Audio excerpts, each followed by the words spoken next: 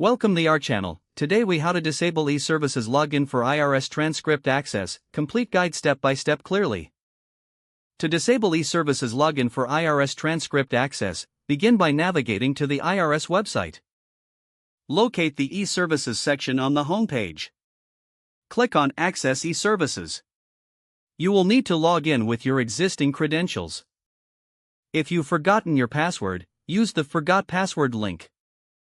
Once logged in, find the Account Management option on your dashboard. Click on Account Management to open your account settings. Look for the option to disable your e-services login.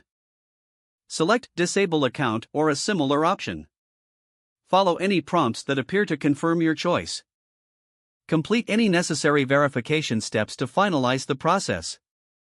Once disabled, you will no longer have access to e-services for IRS transcript requests.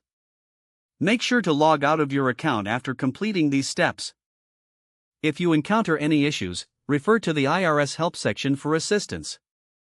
After disabling, you can request transcripts through alternative methods, such as mail. Keep in mind that this change may affect your ability to access other e-services features. Review your options to ensure it meets your needs before proceeding.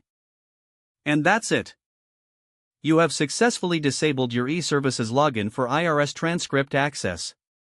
If the page does not load, refresh the browser or try again in a private or incognito window. Make sure you are using the correct email address, then retype it carefully to avoid small typos. If your password is not accepted, use the reset option and create a new strong password you can remember.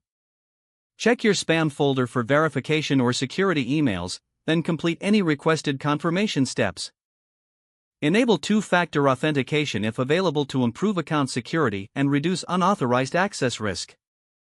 After signing in, review your profile details so your contact information and settings are accurate and current. If you see an error message, note it down and try again after restarting your device and internet connection. Log out when you finish, especially on shared devices, to keep your account and payment information secure.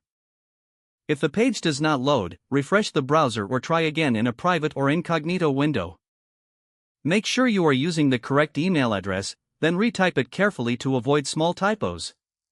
Don't forget to like this video and subscribe to our channel for more step-by-step tech guides.